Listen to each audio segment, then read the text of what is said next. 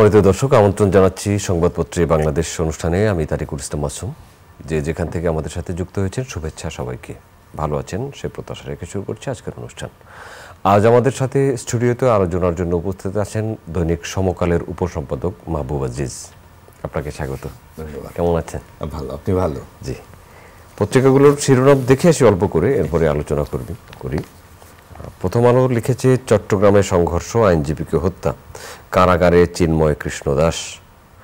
সতর্ক থাকতে বলেছে বিএনপি, ধৈর্য ধরতে বলল জামায়াত, চলমান পরিস্থিতি। 34 বিশিষ্টজনের বিবৃতি, প্রথম আলো ডেইলি স্টারের বিরুদ্ধে অপতৎপরতায় উদ্বেগ, সম্পাদক পরিষদের বিবৃতি, গণমাধ্যম সহ সব প্রতিষ্ঠানে মব জাস্টিস দমনের আহ্বান। ইত্তেফাক, শীর্ষ সন্ত্রাসীদের গতিবিধিতে পুলিশের নজরদারি, আইনজীবী হত্যার তদন্ত ও ব্যবস্থা গ্রহণের নির্দেশ প্রধান উপদেষ্টার, সাম্প্রদায়িক সম্প্রীতি সমুন্নত রাখতে প্রতিশ্রুতিবদ্ধ, চিন্ময় দাসকে গ্রেফতার ও জামিন না দেওয়ায় ভারতের নিন্দা, বাংলাদেশ সংখ্যালঘুদের নিরাপত্তা নিশ্চিত করার আহ্বান। অরক্ষিত লেভেল ক্রসিংয়ে আবারও জীবনের ক্ষয়, অটোরিকশাকে আধা কিলোমিটার ঠেলে নিয়ে গেল ট্রেন, 7 জনের মর্মান্তিক মৃত্যু। পৃথক সড়ক দুর্ঘটনায় আরও 7 প্রাণহানি। স্বৈরাচার পালিয়ে গেলেও তাদের লেজ রেখে গেছে তারেক রহমান, ডেঙ্গুতে আরও 10 জনের মৃত্যু। সমকাল, চিন্ময়ের গ্রেফতার ঘিরে সংঘাত, চট্টগ্রামে আইনজীবী নিহত, চিন্ময় কৃষ্ণ কারাগার। পররাষ্ট্র মন্ত্রণালয়ের বিবৃতি, সত্য বিকৃত করেছে ভারত, আইনশৃঙ্খলা বাহিনীর সক্রিয়তা নিয়ে প্রশ্ন। গণভোট ও তত্ত্বাবধায়ক সহ 62 প্রস্তাব বিএনপির, বাস্তবায়ন করবে নির্বাচিত সংসদ। 70 অনুচ্ছেদে বড় সংশোধন, উপরাষ্ট্রপতি ও উপপ্রধানমন্ত্রীর পদ সৃজন। চলমান বিশৃঙ্খলা কঠোর হাতে দমন চায় বিএনপি। বাংলাদেশ প্রতিদিন, আদালত প্রাঙ্গণে আইনজীবী হত্যা, চিন্ময় ইস্যুতে উত্তেজনা, সংঘর্ষ, ঢাকার 3 এলাকা ও চট্টগ্রামে বিজিবি মোতায়েন, চিন্ময় গ্রেপ্তারে ভারতের উদ্বেগ, বড় পরিবর্তনের পক্ষে বিএনপি, সংস্কারের 65 প্রস্তাব। সবাই চায় রোডম্যাপ, দলগুলো বলছে নির্বাচন নিয়ে জনমনে ধোঁয়াশা সৃষ্টি হয়েছে। ফেব্রুয়ারিতেই তরুণদের দল, শিক্ষার্থীরা চায় সরাসরি রাষ্ট্রপতি নির্বাচন। জনকণ্ঠ লিখেছে, সংবিধান সংস্কার, বিএনপির 62 প্রস্তাব, উপরাষ্ট্রপতি উপপ্রধানমন্ত্রীর সংসদে উচ্চকক্ষ তত্ত্বাবধায়ক ব্যবস্থার পক্ষে মত। গণমাধ্যমের গঠনমূলক সমালোচনা চাইলেন তথ্য উপদেষ্টা, রিপোর্টার্স ইউনিটির সঙ্গে মত বিনিময়। কুমিল্লায় ট্রেনের ধাক্কায় 4 নারীসহ 7 অটোযাত্রী নিহত। ঢাকা ও চট্টগ্রামে 10 প্লাটুন বিজিবি মোতায়েন। যুগান্তর, চট্টগ্রামে আইনজীবী হত্যা, প্রধান উপদেষ্টার নিন্দা, আইনি ব্যবস্থার নির্দেশ, চিন্ময় দাসকে নিয়ে ভারতের বিবৃতির প্রতিবাদ বাংলাদেশের। ইসকন পুলিশ সংঘর্ষ, আইনজীবী নিহত, আহত অর্ধশতাধিক, রণক্ষেত্র চট্টগ্রাম নগরী।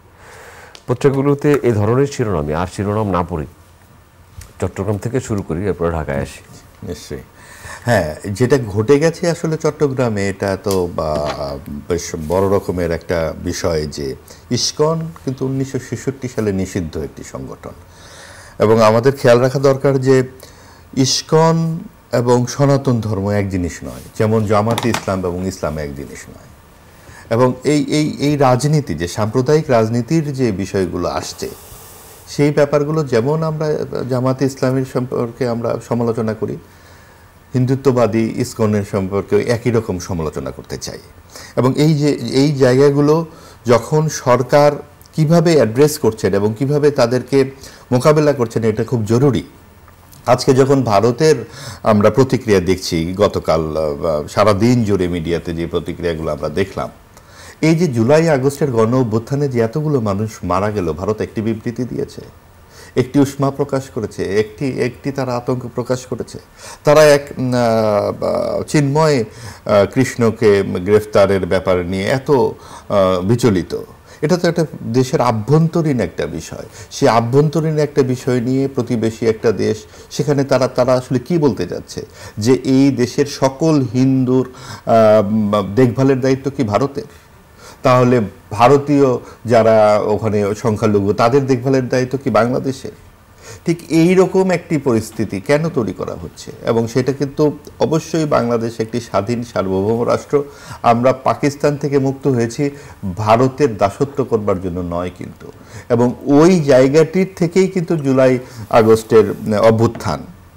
এবং এই অভ্যুত্থানজয়ী সরকারের কাছেও আমাদের প্রত্যাশা থাকবে যে আরও স্পষ্ট একটা অবস্থান।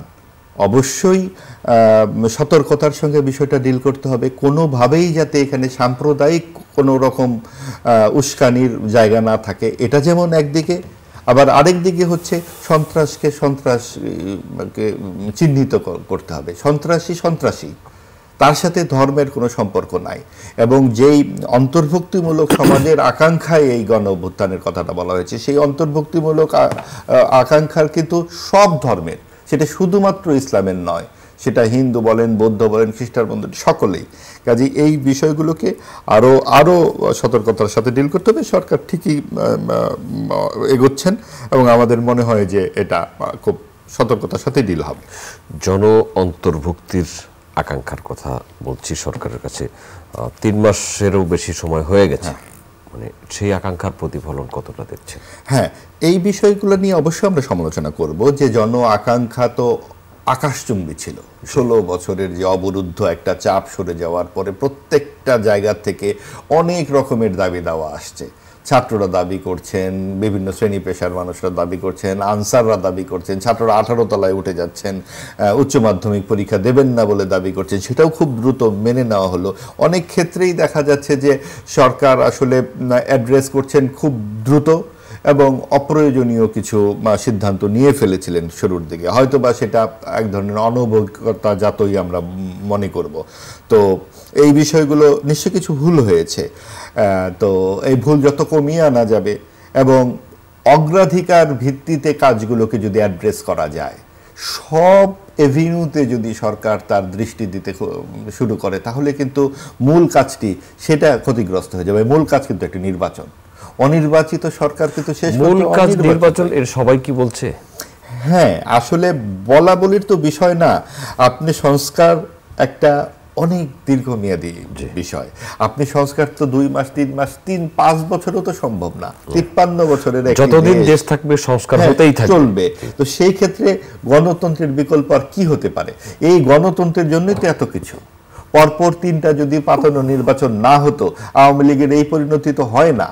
এবং সেই ক্ষেত্রে নির্বাচন তো দিতেই হবে এবং সরকারও দিতে চাইছে, কিন্তু মুশকিলটা হচ্ছে যে কবে, এটার একটা রোড ম্যাপ দরকার। এবং এটা যদি মানুষের সামনে চলে আসে, ছাত্রদের সামনে চলে আসে, সকলের সামনে চলে আসে, তখন কিন্তু দেশ একটা গণতন্ত্র অভিমুখী যাত্রাতে মনোযোগী হতে পারে।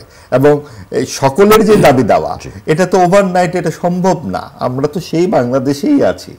আজকে একটা গণ অভ্যুত্থানের পরে আমরা যদি সবাই সবার দাবি নিয়ে বসে যাই, সবাই অবরোধ করি রাস্তা, তাহলে দেশের পরিস্থিতিটা কি দাঁড়াবে? সেই ক্ষেত্রে সরকারের উচিত হবে সকল স্টেক হোল্ডারদের সাথে আরও সরাসরি সুনির্দিষ্ট কিছু একদম পথরেখা নিয়ে আলাপ করা, কবে কি হতে যাচ্ছে। বৈষম্য বিরোধী ছাত্র আন্দোলন সহ অন্যান্য ছাত্র সংগঠন বা সাধারণ ছাত্ররাও এই গণ অভ্যুত্থানে অনেক বড় ভূমিকা রেখেছে। ছাত্রদের উদ্বেগ এবং ছাত্রদের অনেক দাবি দেওয়া কিন্তু এখনো নানানভাবে রাস্তায় আছে। 7 কলেজ, 35 কলেজ, সোহরাওয়ার্দী কলেজ, কবি নজরুল কলেজ, ন্যাশনাল মেডিকেল, মোল্লা কলেজ, এই যে ঘটনাগুলো আসছে, আমরা কেন ছাত্রদেরকে বোঝাতে পারছি না বা ছাত্রদের হাতে এই যে ক্ষয়ক্ষতি হতে দিচ্ছি?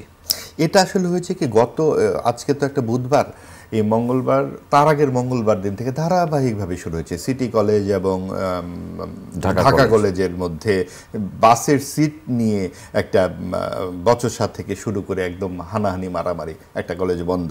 তারপরে আপনার তেজগাঁয়ের বুটেক্স এবং পলিটেকনিক্যালের মধ্যে সারা রাত মারামারি। এরপরে হলো পুরানো ঢাকায় তো 3 দিন ধরে যে ঘটনাটা ঘটলো, 35টি কলেজের, উচ্চ মাধ্যমিক কলেজের ছাত্ররা তারা অনলাইনে সমবেত হয়ে আরেকটি কলেজে উপরে আক্রমণ করলো। এই যে বিষয়গুলো, এর ভিতরে কিন্তু একটা প্রবণতা আমাদেরকে খুব শক্তভাবে দৃষ্টিগোচরে আনা দরকার। সেটা হচ্ছে যে এই গণ অভ্যুত্থানে ছাত্ররা ছিল সবচেয়ে বড় শক্তি। 3.5 মাসের মধ্যে কেন ছাত্ররা এরকম করছে এবং রীতিমতো তারা কোনো কিছুই মানতে চাইছে না? এটার কারণ হচ্ছে তাদের সামনে স্পষ্ট দিক নির্দেশনা নাই। তাদের মধ্যে যে স্বপ্ন জেগেছে, সেই স্বপ্নটাকে ডক্টর ইউনূসের সরকারের আরেকটু শক্তভাবে অ্যাড্রেস করা উচিত। ডক্টর ইউনূস সারা পৃথিবী জুড়ে বলে যাচ্ছেন চাকরি একমাত্র বিধান নয়, উদ্যোক্তা হন, সেই উদ্যোক্তা হবার আহ্বান আমাদের ছাত্রদের জন্য কোথায়? আমাদের এই ডক্টর ইউনূসের মতো একজন ব্যক্তিত্ব, তিনি ছাত্রদের জন্য গণঅভ্যুত্থানে যারা অংশগ্রহণ করেছেন, আহত নিহত তো আছেন, যারা অংশগ্রহণ করে এখনও ছাত্র, তারা কিভাবে পড়ার টেবিলে যাবেন, তারা কিভাবে জীবন তৈরি করবেন এবং কিভাবে তারা একটু অন্যভাবে নিজেদের জীবনটাকে দেখতে পারেন, এটা ডক্টর ইউনূসের চেয়ে বড় চিকিৎসক আর কে থাকতে পারেন? তো সেই রকম কোনো কিছু দিক নির্দেশনা কিন্তু ছাত্রদের জন্য নাই। তাদের জন্য যদি কিছু দিক নির্দেশনা পাওয়া যেত এবং ছাত্রদেরকে যদি একটি গণতান্ত্রিক বাংলাদেশের সুস্পষ্ট বিধান সামনে রাখা যায়, সেই ক্ষেত্রে আমার মনে হয় যে এই ব্যাপারগুলো আরও কমে আসে এবং ছাত্ররা যেহেতু একেবারে রাজপথ থেকে টকবক অবস্থায় ছিল, তাদেরকে একটু শান্তভাবে পরিশীলিতভাবে টেবিলে বসানোটা সরকারের একটা বড় কাজ এবং সেই কাজটাকে খুব সতর্কতার সাথেই করা দরকার। এখন অনেকগুলো কলেজের বন্ধ, কলেজগুলো বন্ধ, তারা কথায় কথা চালু তো করতে হবে। মামলাও হয়েছে, ৮,০০০ শিক্ষার্থীর নামে মামলা হয়েছে একটা ম্যাগাজিন ছিনতাইয়ের অভিযোগ। এবং এই বিষয়গুলো হচ্ছে কি, এটা আমার মনে হয় যে সরকারের পক্ষ থেকে এবং যারা দায়িত্বশীল ছাত্র নেতৃত্ব আছেন, তারা এই ব্যাপারগুলোকে নিয়ে আরও বিস্তারিত আলোচনা করে একটা সুন্দর সমাধানে পৌঁছানো দরকার, একটা সুনির্দিষ্ট টাইম পর্যন্ত যে তোমাদের এই কাজগুলো করা দরকার এবং তাদেরকে ব্যস্ত রাখা দরকার। সংবিধান সংস্কার কমিশন কাজ করছে, বিএনপি অনেক বড় রাজনৈতিক দল, তারা ৬২টি প্রস্তাব সম্বলিত সংবিধান সংশোধনের প্রস্তাব দিয়েছে। যদিও এটি রেটিফাই হবে ফাইনালি নির্বাচিত সরকারের হাতেই। এই যে সংস্কার কমিশন, সেই সংস্কার কমিশন তো বিএনপি যেমন প্রস্তাবনা দিয়েছে, অন্যান্য রাজনৈতিক দলগুলো দেবে এবং এই সংস্কার কমিশনের যারা প্রতিনিধিত্ব করছেন তারাও তো প্রস্তাব দিবেন নিশ্চয়ই। এবং এটা তো খুব ইতিবাচক যে বিএনপি এর আগেও কিন্তু তাদের ২৯ দফা ছিল এবং সংস্কারের কথাগুলোর মধ্যে তারা নিয়ে এসছে যে কেউ ২ টার্মের বেশি প্রধানমন্ত্রী হতে পারবেন না, এনেছেন উপপ্রধানমন্ত্রী, অনেকগুলো ৭০ অনুচ্ছেদ নিয়ে অনেক কথাবার্তা আছে। তারপরে যাতে কোনো কর্তৃত্ব, শেষ দিকে চলে আসছে গণমাধ্যম নিয়ে একটা বিষয় যেতে চাই। গণমাধ্যমের ওপর মানুষের রেশ, কিছু মানুষ আক্রমণ করছে গণমাধ্যমকে, কেউ নামাজও পড়ছেন।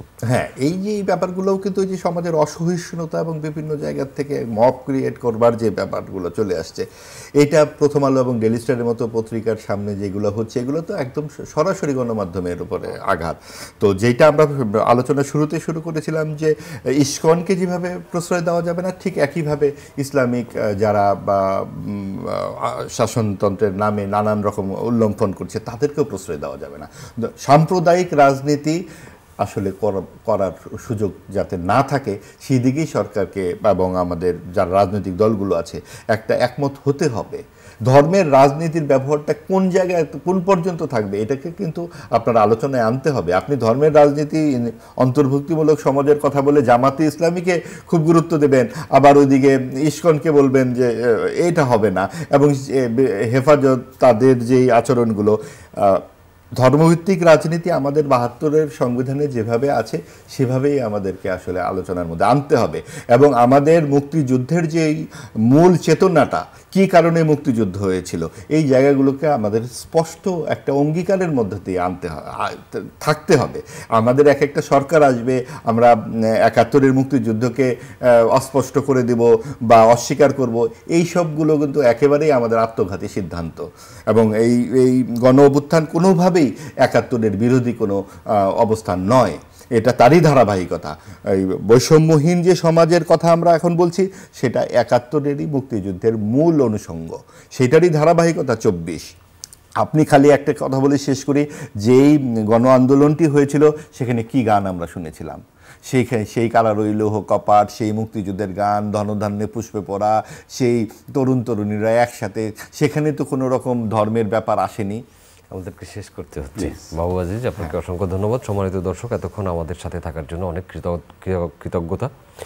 আগামী অনুষ্ঠান দেখার আমন্ত্রণ রইল, দেখা হতে পারে সেই অনুষ্ঠানে। ভালো থাকবেন সবাই, আপনাদের সবার জন্য অনেক অনেক শুভকামনা।